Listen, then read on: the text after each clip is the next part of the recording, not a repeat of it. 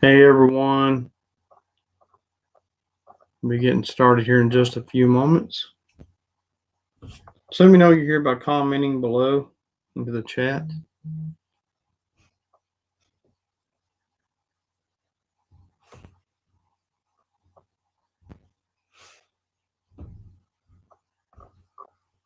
Got a few things I want to talk about tonight. Well, two things. Well, I got the podcast with talking about the Lawson family murders, and there's something else I want to talk about too.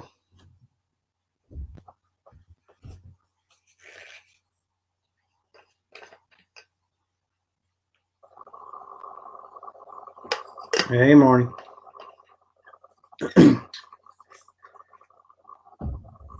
So let's see. Yeah, we'll get into that in just a few minutes. Like I say, just comment, let me know you're here.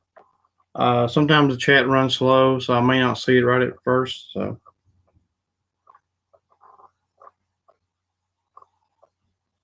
hey, Donnie, exploring with Sam. How are y'all?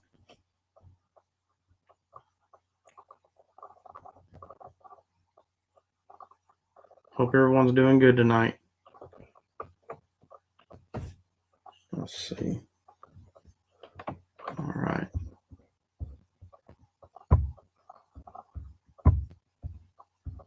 So, I've definitely, like I said, I'm going to be talking about the Lawson family murders. Kind of a strange situation and how that went down. So, if you've never heard of that, um, if it's your first time hearing about this, it should be pretty interesting. Doing good. Hey, sis. Yeah, we're doing good here, Sam.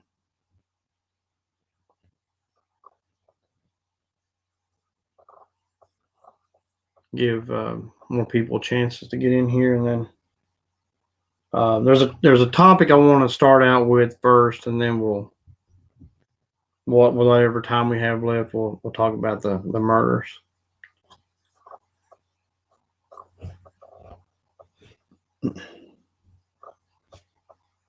And like I said, the notifications are sometimes slow going out, so I'm just giving everybody time. But did go on Monday and did 3 investigations at 3 different cemeteries, and got some pretty good. Uh, hey, mom. Thank you, Sam. Got some pretty good stuff coming through, especially in the second cemetery I went to. Um, got some things, kind of confirmed that came through the ghost tool. Um, and then I used the regular camera on the first 2 cemeteries, and with a ghost tool app and Necrophonic, things like that. But the third cemetery, I wasn't able to stay very, very long, but I did use the ghost tube, and didn't get really a lot through that, but still a good explorer for sure, and a place I definitely got to go back to investigate. I feel like I didn't have a lot of time to get a lot of a good feeling about the place, but what little bit I did, I could feel some spirits that were kind of uneasy. I don't think it was uneasy because I was there. I think it's just uneasy spirits. But maybe I can make good communication next time. Take a little more equipment in, and maybe get to understand the spirits, a little bit better. I hope.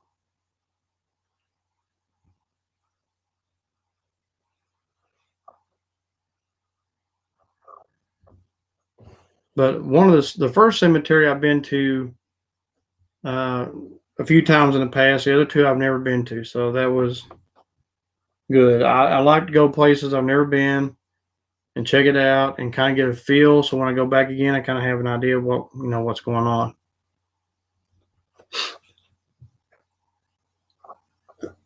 Excuse me.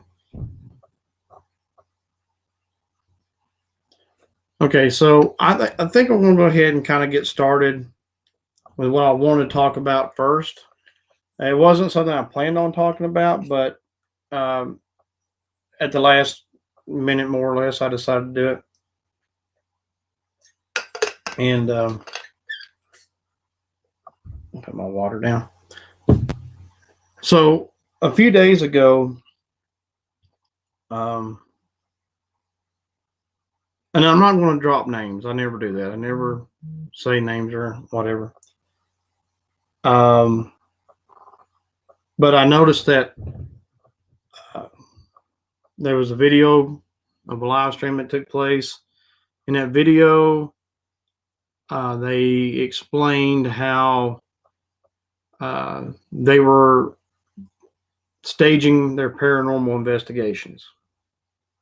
And maybe some of you all have seen this video, these guys, but you know, people's always had their suspicions. I think you always have those people who would chime in with their suspicions about their staging videos, but they never said anything about it until they got caught. And I didn't see that video where they got caught. Excuse me. I did see one other one, a clip of one that they got caught. And they tried to explain their way out of that. So it was kind of like, I guess people kind of overlooked that at the time, but they got caught again. And so therefore they were having to come out and explain what they did. And when I watched the video, I didn't watch it when it was live. I watched it, you know, I think it was like a day or two later. And they talked about how they staged their videos. Now, we already in the paranormal field deal with people who are on the fence that kind of but don't, you know, kind of believe but don't believe. And they're, you know, those are the people that prove it. They want to be proof, you know, they want the proof that there is paranormal. And then you got those who don't believe at all. And they just, you know, when they see stuff like that, you know, they're going to say, oh, see, we told you. There's nothing. And then the ones that we're trying to explain, you know, the ones that's on the fence about it, you kind of just knock them back over to the side of not believing. And then those of us who do legitimate investigations are then looked down upon by certain people. As I said, you know, the ones that are on the fence and those who don't believe. So in some people's mind, I'm sure they're going to think that all paranormal investigators are faking everything. Hey, Vodka, how are you? Good morning to you and good evening from here. So anyway, when they said they, you know, stage their stuff, I mean, like I say, it was already, a lot of people already thought they were anyway. But then you got those people who have worked with these people. Okay. So the people who have worked with these people are now going to also be looked upon as are all, you know, all their videos staged. And so if these people have worked with people who are doing legitimate investigations, they're probably going to be looked upon as being staged. And so therefore, it's almost a headache. But, you know, you got people who, like I said, they've worked with who are now going to be looked upon as fakers. You know. Yeah. And I don't want to be looked at that. I don't want to be saw like that. And I've never worked with these guys, so that part of it is good for me in a lot of ways, and for others. But think of it this way. If these people are staging their investigations, right? And you have these other people who have been working with them, okay? So those other people who have been working with other people, everybody's going to start linking everybody together and say, okay, all these people staging their videos. And, there's people I care about, people I, have made good friends with in the YouTube community who may now be looked upon as people who stage their videos. Hey, Peggy, how are you? And so yeah, it's like you assume everybody that's worked with these people are all staging their videos. And now you got these other people who gets brought into it. It may have only worked with these other people once or twice. It may always be looked at as staging, and it just kills your credibility. And see, the thing is with me, I wouldn't say I have a trust issue, but I have a situation where I want to build a trust relationship instead of just believing everybody. So therefore, it takes me longer to get close to people because I don't know, what their real intents may be. And it's not just YouTube, it's just everything in general in life. I want to get to know someone in order to know that they're not going to do something they shouldn't. And I don't want to be associated with that. So when it comes to doing collaborations with people, um, I can tell you the people I've worked with have not staged anything, um, and they enjoy it as much as I do, as much as Marnie does, and they get excited just as much as we do when things happen. So we got a lot of things in common. So again, there are certain people I would probably never work with because of the fact that they want to stage things. And I guess what I'm trying to get at here is I'm just upset because it just makes us all look like we're fake. And I hope people don't believe that about everybody. And so, that's kind of my rant. But uh, again, I wanted to I didn't want to bring it up, then I did, and I didn't, and I decided, yeah, I want to. And and it's like vodka, saying too that uh, be honest, and you can tell when they do. I mean, yeah, you can definitely tell when people are being honest or not. And then when they have to be honest about stuff, it's like, why should I? I mean, I know these certain people will have their followers that people who are loyal to them, who will forgive them or whatever, and continue to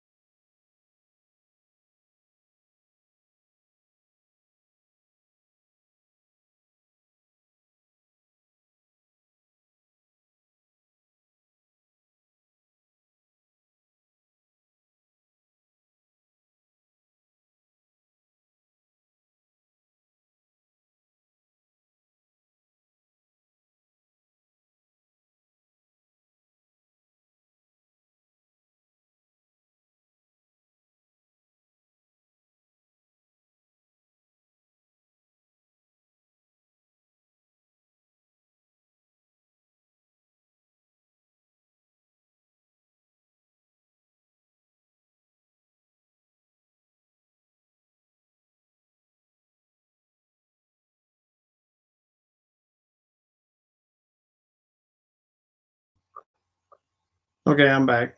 Sorry, guys. The internet crashed on me again. It took me a minute to get it rebooted.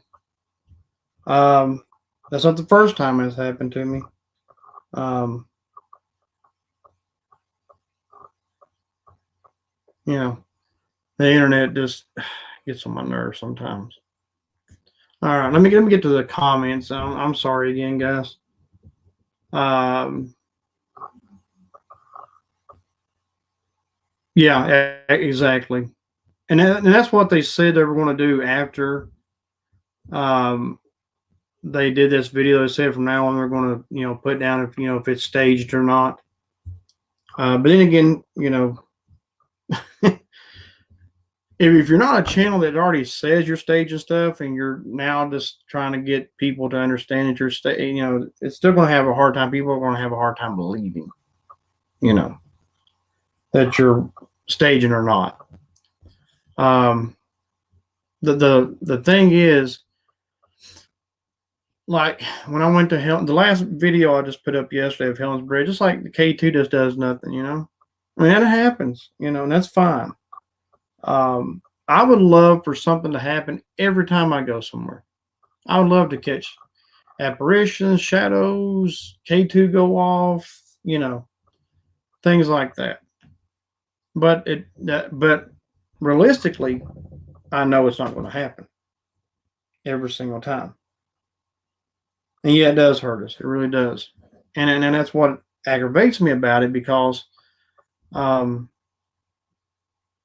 it's just and like I say, being a paranormal investigator, for all of us who are, it's already hard enough as it is, doing what we're doing. And people don't understand that no matter if you're a big traveler, somebody who travels to states and does big stuff, or like me who stays locally, I mean, it's already hard enough on us, trying to get the content, upload videos, so on and so forth.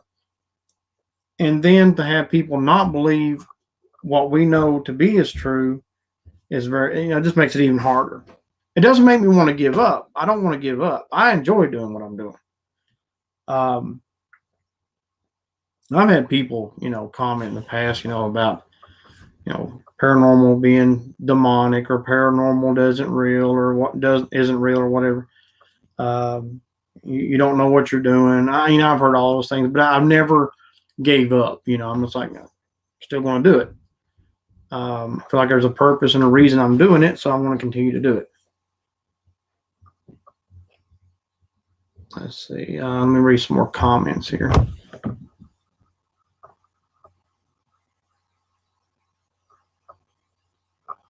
Yeah.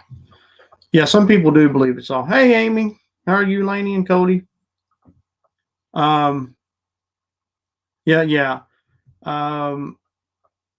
That's a good point, Vodka. Because the fact that there are people, okay, like I mentioned this last week during the podcast, and I definitely will get into this Lawson family thing here in a minute, but I did mention this last week, where there's people who believe nothing is paranormal. Those of us like us, are like-minded when it comes to it could possibly be paranormal, or maybe, maybe not. And then you got those people who believe that everything is paranormal no matter what. So, and so when people who do these staging videos have those people who believe everything is paranormal, you're just misleading them. And that's not what you should do. And I put a thing up on Twitter, I think it was like 2 days ago.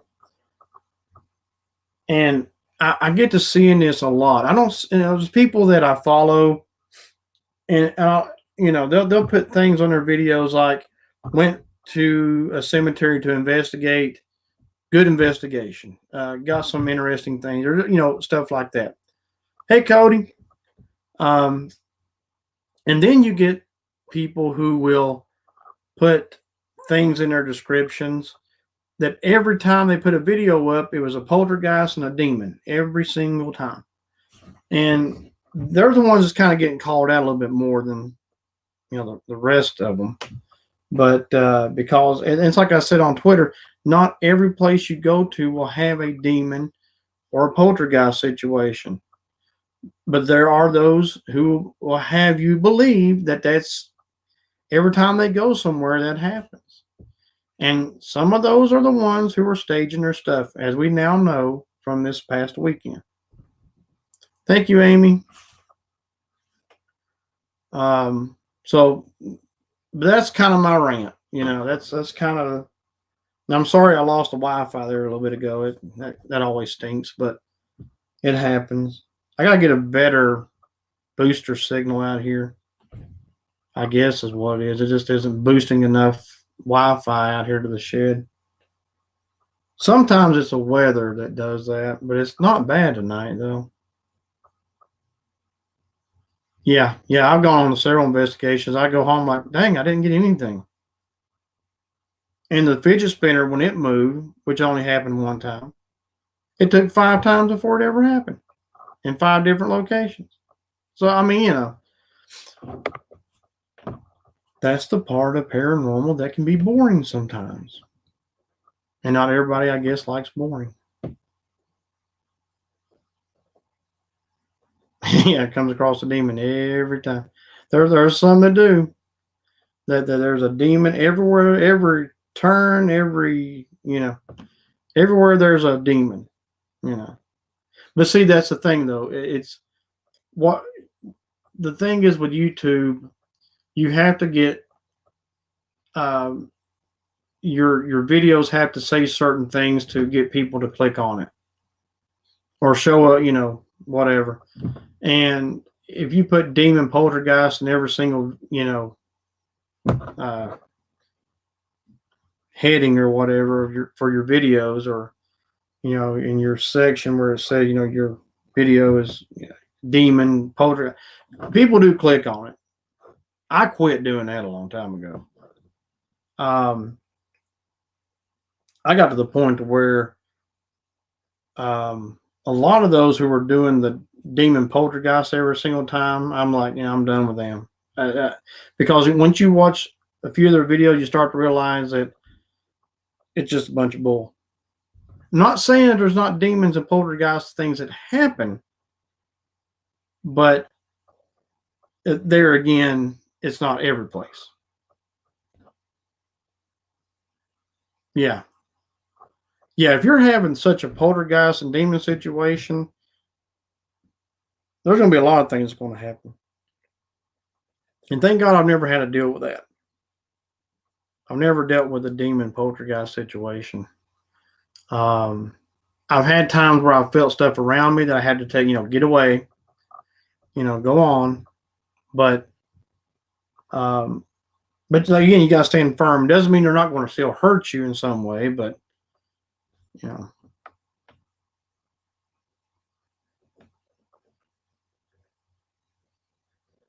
yeah, there's a lot of them out there. It's good for the entertainment value of it. There's people I watch because they do 2 different things. They may do paranormal and they may do vlogs, or they may do DIYs or something. But I may watch their other stuff because it's very good, very entertaining, or very whatever. But then there's one, when they have their poltergeist in every video, I just like, no, I'm good. But I just feel like I say, when you admit to that, everybody that you've worked with then becomes under this umbrella of you're a fake, just like they are. And there's people, like I say, I don't want to see that happen to, because I know they're not. Anyway. Okay, so that's kind of my rant. I've kind of gone a little longer on it than I wanted to, but the Wi-Fi kicking out didn't help either. But I want you guys to know that I just do what I can. I do the very best I can. You will see when I don't get anything, which is the majority of the time. take for instance, like the necrophonic. I think sometimes with necrophonic becomes some repetitive stuff that comes through there. And then there's times you'll get things like I asked in the last Helen's Bridge video, the one I did before this last one I put up. When I said, Helen, are you here? And you hear, yeah, it's me. So, you get that good evidence sometimes. There's times I've used a flashlight and it's only gone off once in the cemetery. Okay. You just have to be patient. To be a paranormal investigator, you better have some patience. Because it's easy to make the stuff up. It's easy to stage stuff. It's hard to have patience and wait on, like in here with these dolls and stuff. I mean, the flashlight's not going off in probably 2 weeks. The cat balls have not done anything in probably a couple of months, or at least a month. But they're going to eventually again. I have to wait. But I always check my camera when I get notifications, because it could just be, sometimes it's just, it could be a bug that's gotten in here, or it's just like the camera flickering because it's trying to adjust or something, which could possibly be a apparition or a shadow that I'm just not really seeing good, but it's just making the camera kind of mess up. But I can't say that's 100% sure because I don't know. Unless I see a total full body apparition or a shadow that actually goes through that camera and I can identify it as one, I don't really know. If it could just be the camera lens adjusting itself and just having a hard time.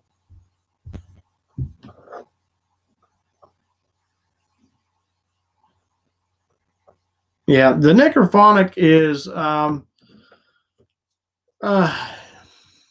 it's kind of like the SB7 and SB11. You got to kind of with like, it took me a while with the SB7 and SB11 to understand it and know what's radio and what's not. You have to train your ears. Not saying I'm an expert. Nobody's an expert, but you just got to train your ears.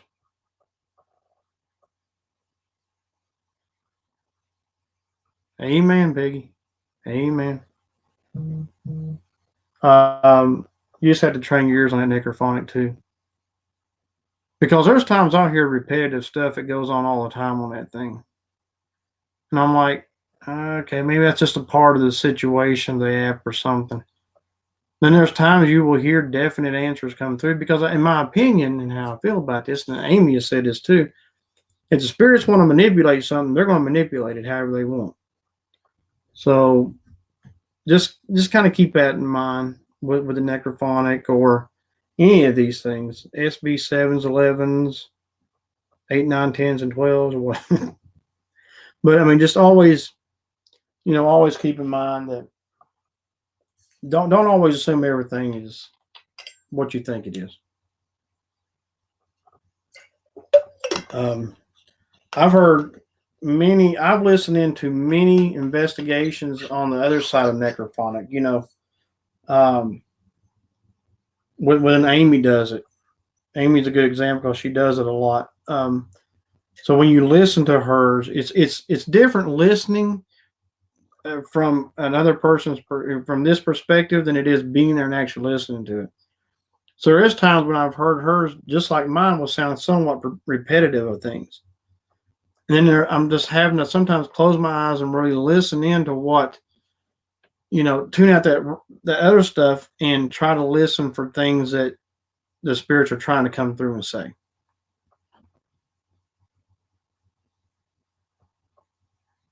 Yeah, you got to just do that. That's all you can do. And it's so hard.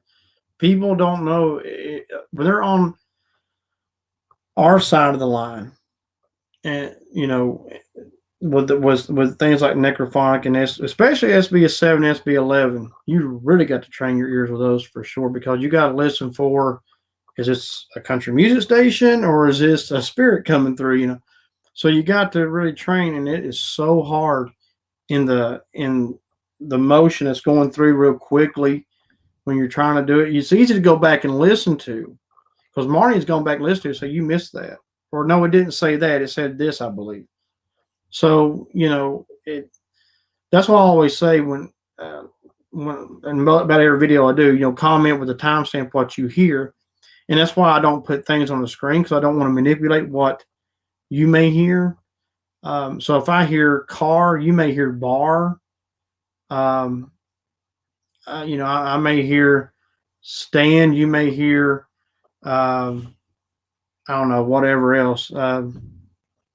Sit, I don't know, but you'll hear things differently.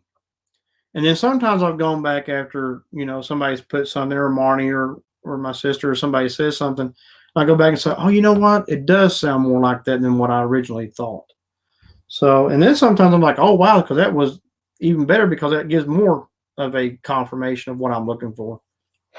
So, but that's why I always rely on you guys to help me out with it. And I'm so grateful when you guys put a timestamp with something that you heard, because it helps me, when I go back next time, say, they heard this. Let me ask this question. They heard, gambling or something, and then I may be able to. And like I say, this, I kind of jumped around a little bit, but the cemetery app is very good, and I do encourage it. And it's actually called Find a Grave, and I'm not sponsored by them by no means. I would love to be, though, if they would like to do that. But you can go into there, and there's so many things you can. A lot of the cemetery, or a lot of the people you look for in the cemetery, you can click onto their name, and you can read about them somewhat. You can get some history on them. So you may find that, I got, let's say, Sergeant came through a couple of times. Well, I don't see one around me, but you may click onto somebody, and even though it wasn't on their headstone, it could have said retired sergeant, and you may have an idea who you're talking to at that point. I like that Find a Grave. It is so helpful, and I encourage you all. It's a free app. You can also pay into it, and it will. I think you can do a pay into it or something like that. But what you definitely want to do is, if you do Find a Grave, do your sign in, do a login, and it will keep your information. And I don't know I can't remember if you can do like a pay thing or not, but you don't need it. Honestly, you don't. If it does, just you can do a memorial search or a cemetery search, and basically whatever cemetery you're in, the location will find itself, and all you got to do is start looking for those people's names. You'll see in a video I'll put out here in a few weeks that I did Monday, how I came across something with not even really knowing I'm coming across it. It's hard to explain, but it's so wild. Yeah. Yeah, I don't like putting words up. Hey, April. How are you and Slim? And the whole family. But yeah, that's why I don't put words up. I don't want to manipulate you guys. I think there's been a couple times I have, because it's like so definitive that you can't mistake it, So I will, but it's very rare, because I don't, like I said, I don't want to manipulate what you guys hear, because I want to know. I really want to know what you guys hear, because that can help me with research. I'm not the kind of person that goes into places and just like, okay, I filmed there, good. Who, big deal. What I'm one of those that want to keep going back. That's the only way you're ever going to learn. Shayna, what's up? How are you and your family? Okay, so if you have any questions about Find a Grave, please let me know. But it's just a little app. I wasn't planning on putting the camera on tonight, but I will for just a second to let you guys see this. Hang on. Gotta get to the camera. Yeah, there it is. It says Find a Grave. Ooh, there you go. Find a Grave. It's kind of a purple looking app. And please, like I say, they're not my sponsor. They don't sponsor me. But if they would like to, I would love it. because I like that app. That is really cool. But go get it, guys. Go get it. I guess Apple has it too. I'm sure. I do Android, but I'm sure Apple's got it too. If you happen to have Apple or iPhone or whatever it's called. I've never done iPhone, Apple stuff. But anyway, okay. So what we're all here for, since I've been ranting for a while about stuff, but I had to get it off my chest. So, the Lawson family murders in April. Let me know if you've heard about the Lawson family murders. They're just around the Winston-Salem area, and it's excuse me, and it happened back in 1929. And hang on a minute, guys. Let me fix my phone so I can see the chat again, because I've had to go off of the main thing here. Hey, Lady C, how are you? Hope you're doing well. Oop, knock that over. Okay, so let me get everything going here. Okay, so the Lawson family murders, and it's not where it happened was not too far from where April. Yeah, okay, you've heard of it, so it wasn't too far from where you guys are at. I think, from what I understand, they used to do their home where this happened as a museum, but I don't believe it's there anymore. And I'm gonna get into something that's real, even just as creepy as the murders were, but I'll do that at the end. But it goes to the background.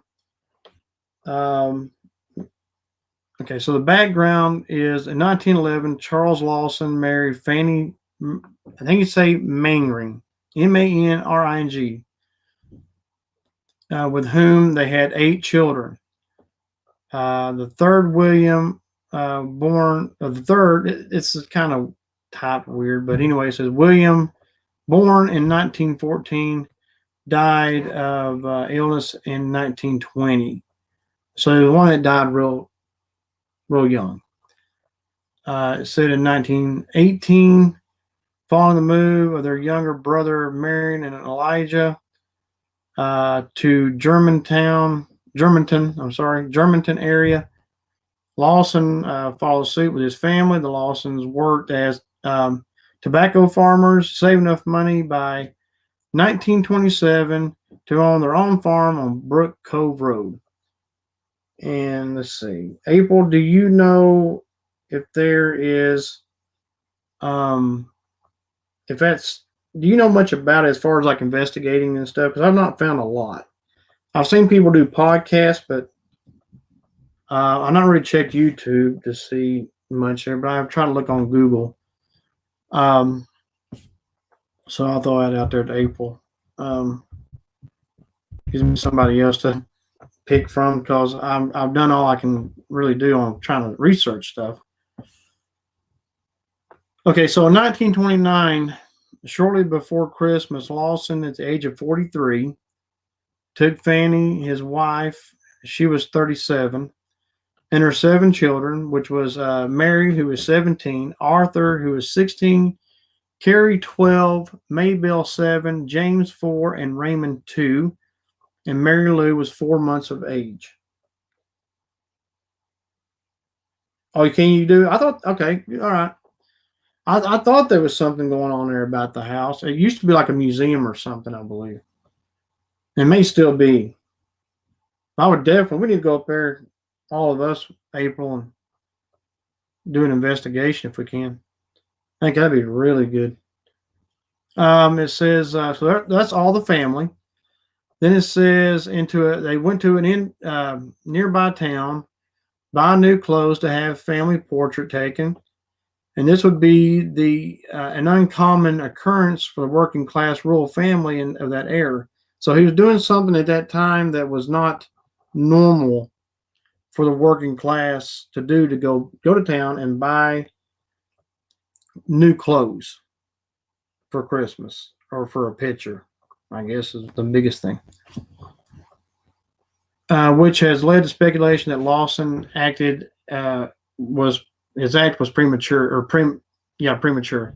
He had an idea about what he's going to do. He wanted to do this on purpose, get clothing and so on, and do this on purpose.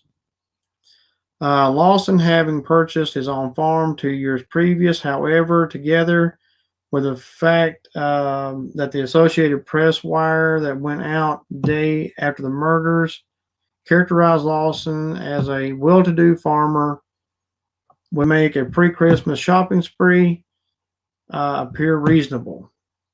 And like I say, reading this, you're kind of like, okay. So apparently, maybe he was a little more well-to-do than they were letting on. What I'm understanding. Then it said on the afternoon, first shot his daughters, Carrie and Maybelle, as they were sitting out at their uncle and aunt's house. He waited for them by the tobacco barn until they were in range and shot them with a 12-gauge shotgun. So let me back up just a little bit, because the oldest son, Arthur, was sent out, from one thing I've read, that he was sent out to go buy ammunition. What Charles wanted to do was get his oldest son out of the way, okay? Get him gone, and because he just felt like that Arthur could stop him from doing all what he was doing. So he got him gone and sent him off. So his oldest son is not there. Okay, so he shot the two girls. Then afterwards, Lawson returned to the house and shot Fanny, who was on the porch. As soon as the gun was fired, Marie, who was also inside, screamed, while the two small boys, James and Raymond, attempted to find a hiding place. Lawson shot Marie and then found the two boys and shot and killed them. Lastly, the babies who he killed, Mary Lou. It was thought that she was bludgeoned to death as well. So there's a couple of things: either shot her, beat her to death. Now, he went to the nearby woods, and for several hours later, he then shot himself. So the only survivor was a 16-year-old Arthur, like I say, who had been sent away, and he's come home to all this. He's come home to his whole family dead. The bodies of the family members were found with their arms crossed and rocks placed under their heads.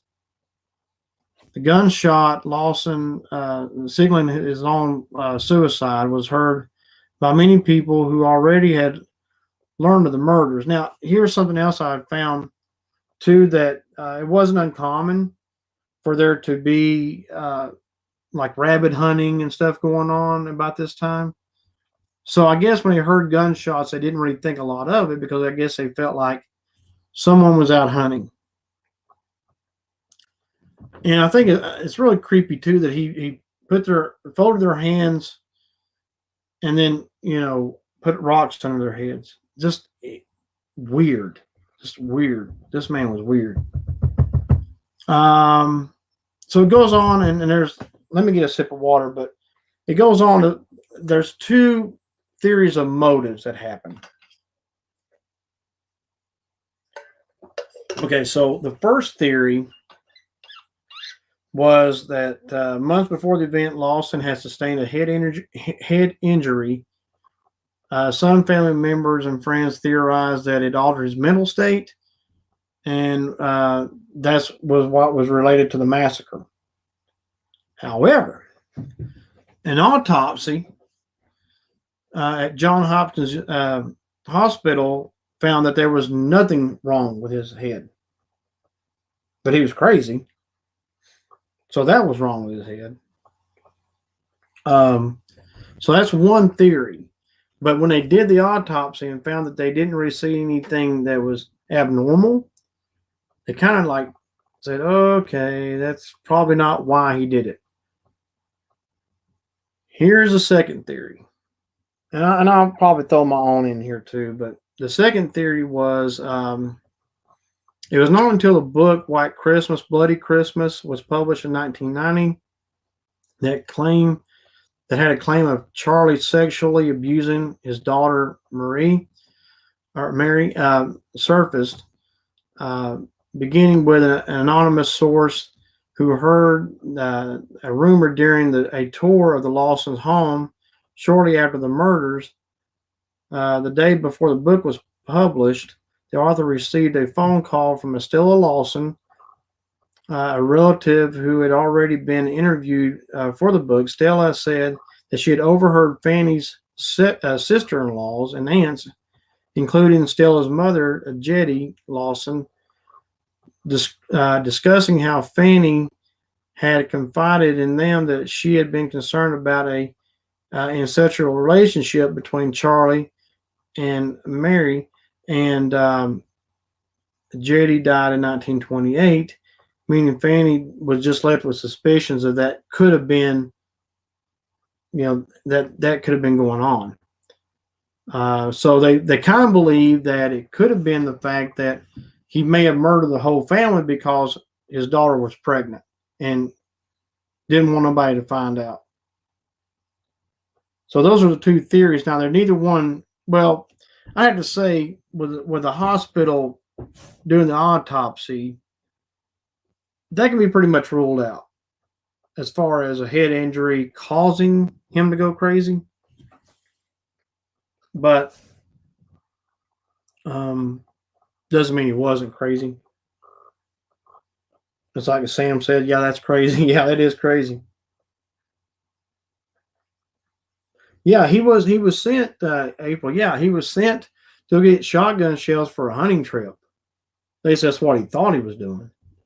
Now, that being Arthur, he thought he was being sent by his dad to get, ammunition to go hunting, which was a common thing that time of year, wintertime. A lot of people did a lot of hunting. And now here's another strange part of this whole story after the murders that I found interesting. And so it says shortly after the murders, Charlie's brother Marion Lawson opened the home at Brook Cove Road as a tourist attraction. I thought that was a little odd, shortly after, I never, I've heard of a year or two, something like that, a few years. But that's strange in itself that you just open it up. Okay, everybody come and see where my family was murdered. That was kind of odd. Another thing I found odd was a cake that Mary had been baking on Christmas was displayed on the tour. They left the cake, okay, that had been baked for Christmas there, and that's odd. To me, it's odd. I don't know, because visitors began to pick at the raisins on the cake to take as souvenirs. It was placed in a covered glass cake server for many years.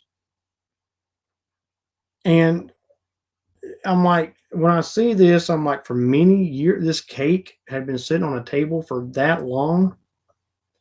I guess I just find this stuff just absolutely weird, that you would first of all open up your family's home to people to come as a tourist attraction. I'm sure probably to make money. I'm just thinking, I could be wrong. And then you leave the cake. Yeah, I don't know. It was the same cake from what I understand. And then you leave that cake for many years. I don't know. Comment below if you all think that that's weird to you. Yeah, the story is very strange. The whole story is weird. From the father murdering to a cake to a tourist attraction that you open up. I don't know. If I was in that situation, I would want to distance myself from anything that might remind me of my family's death. I don't think I would open up a tour. If I did, it'd be like many years down the road, many years down the road, and you'd have to convince me to do it. Surrey County, That's probably not too far from you guys. I'm saying it's probably not too far from us. It'd be a good, April would be good for us to all go up there and maybe investigate that one day. A good trip, I think. Yeah, that is weird, Sam. It is. So there's been podcasts and things you can find out more about this. Um, yeah, 3 hours. Yeah, that's about right.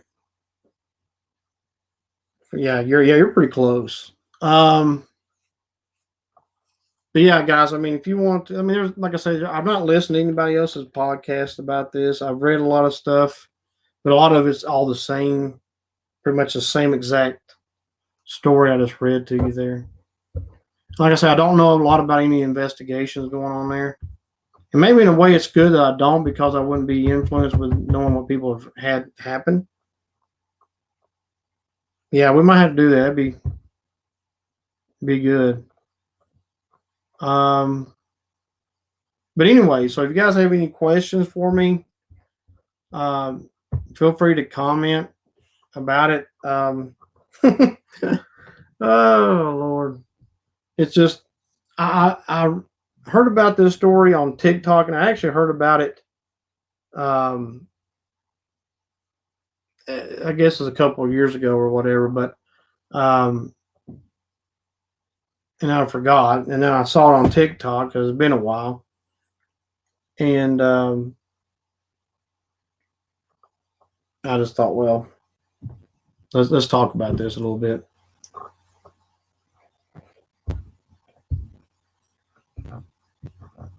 But they do have their place of rest, um, their headstones and all. I mean, there's pictures of it you can look at. If you go to Wikipedia, you can see it there.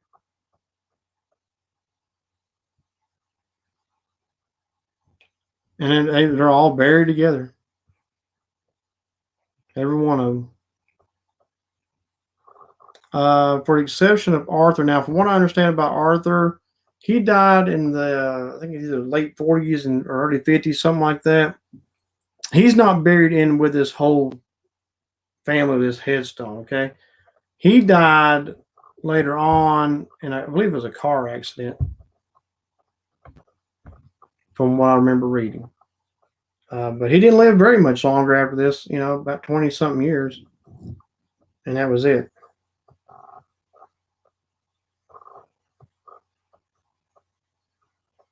Oh, really? Oh, that's cool. Yeah, that's. I would like to visit their place and do an investigation and their place of rest. I'm surprised they buried him with the whole family. Um, I don't know that I'd be okay with that. And so young. These little kids were just so young. And even the wife, I mean, 37, that's young. Yeah. All these kids, all these little kids. It is sad. Yep. I've done something different.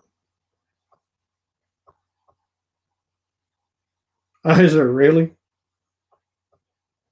I don't think I want that recipe. I don't know why you would leave a cake sitting like that. That just makes no sense to leave a cake sitting like. I mean, it really don't make any sense to open it up to a tourist attraction. Now, I know it had to be the money. No, I don't think I could do that recipe.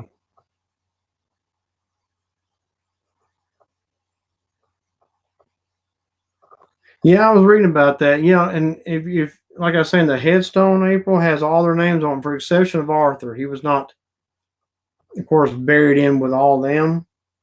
I haven't seen his headstone. I hadn't really looked for Arthur's, but uh, Charlie apparently was a mason. He's got a mason looks like a Mason logo just above his name on the headstone. I'm looking at it right now, actually. If you go to Wikipedia, you can see, just type in Lawson family murders, and you can see this headstone. And remember, there was one dead younger, 1920, 9 years before all this happened. Yeah, leave a cake for you. I hadn't figured that out. Yeah, things will sell. You know, big stories like that. That had been a huge story back then.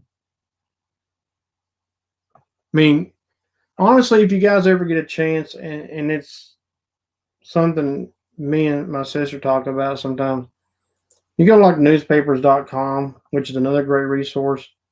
And they're not our sponsor, but it'd be nice if they were too. Um, you can go back and read all kinds of weird stories, not just like murder stories. I'm just talking about like so and so baked a cake and sent it to church, and everybody in the church ate it. I mean, you'll get all kinds of stories like that. You can laugh for a while. Some of those stories are pretty funny. Back then, it would made sense to them. I mean, they were like, "Oh, yeah, so and so made a potluck, yay!"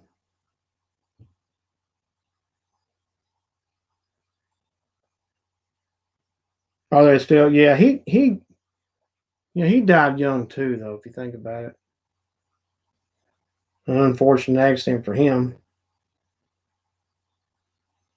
Visitors came after the funeral. Yeah, it was like not long after they died, and they opened all that up, and people would go in the house and look at all the stuff. I mean,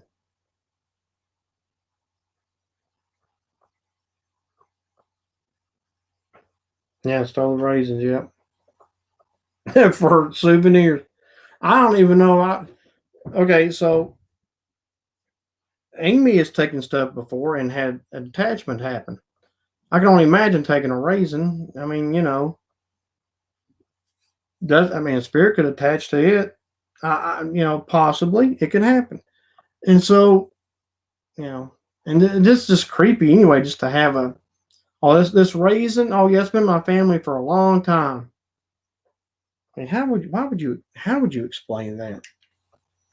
Yeah, my great grandfather went in, stole a raisin from a murder scene. And it's been in our family ever since, and we're proud of that raisin. Yeah, I'm sure they made money from it for sure. I mean, oh, I don't know. Yeah, I'm just saying. Yeah, it is weird. It's real weird. I mean, it'd be a conversation piece for sure.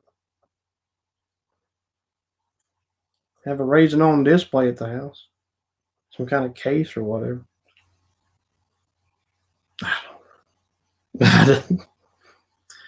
Ooh, that's enough for me though. I would do a tour now. It's been so many years, but within just a short time after they died, I wouldn't have done that. I have a hard time when I go into cemeteries and see fresh graves, freshly dug graves. I stay away from that. I feel like that's still very new to people and needs to be left alone. And that whole house that the Lawsons would have been that way too back in the day for me.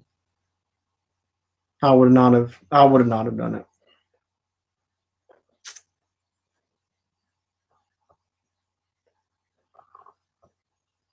Yeah, I think he did stay in the area. He didn't go far, I don't think.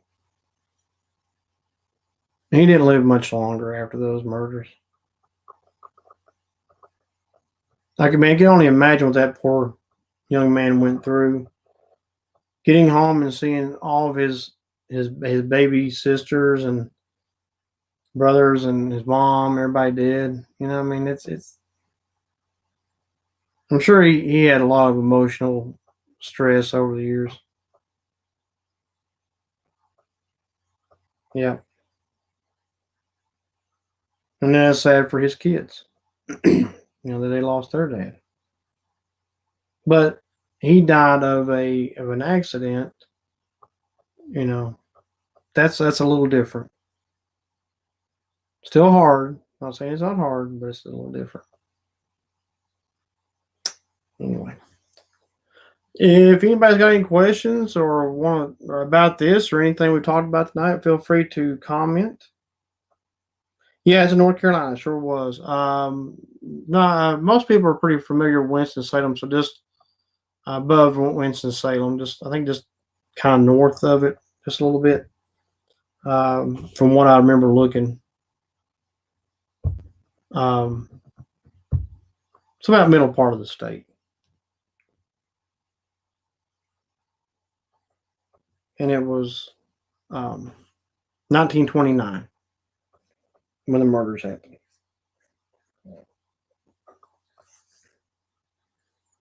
And we've got a lot of stories that we've come across with the newspapers too.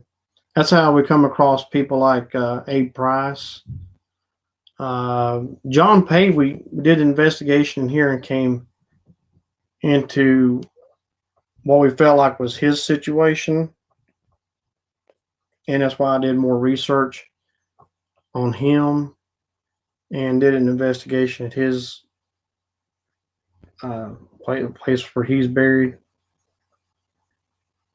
Yeah, it would definitely be on mine for sure. Yeah, yeah, check it out. It definitely should be on people's bucket list. I would say. And even if you don't get anything or nothing major, it'll still be an experience for sure.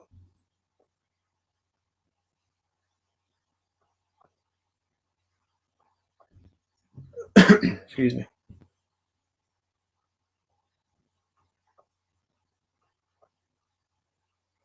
But I think that's pretty much all I had as far as that. I just wanted to talk about it a little bit and just put that story out there so y'all could hear it. And this is the kind of things I want to do on the podcast. When I don't have people up here, when I don't have guests, I definitely want to do stories like this. Some will be murders like this. Some will be paranormal. It's going to stay in the paranormal style realm. I'm not going to really veer off into other things. Um, I'm trying to keep this channel completely paranormal on everything. Um, may try to start doing some more vlogs for our vlog channel. It's just kind of just sitting there dormant. Oh, thank you, Sam. Appreciate it. Really do. Um, but if there's no other questions, I guess I'm gonna get ready to shut this down. I try to keep it, close to an hour as possible. Uh, if I go over, it's okay.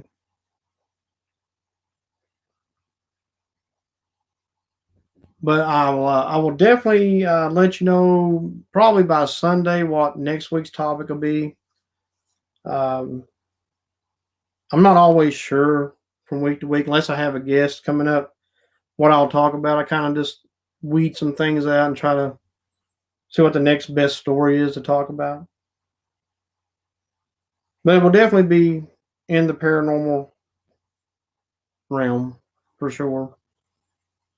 And who knows, that the Lawson, the Charles, he could have been possessed by something too. There could have been something there that was a demon. Yeah.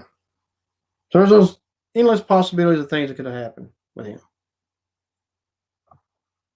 It's almost like it's not really a cold case, but it's kind of like a not really sure what motivated it case. Yeah, for sure. Back then, you never know. But anyway, so Sunday, we'll do our regular pair chat, as I like to call it. Do the investigation. May do one on one with maybe Jane or Ryan one this coming weekend. Just kind of do something just a little bit different. We'll still do the investigation like we always do. And so be looking for everybody's videos that are coming out. I know that, live streams and stuff with Amy, April, and everybody like that. So just be looking for all of those. And I guess I'm going to go ahead and shut it down for the night, guys. I do appreciate everyone being here.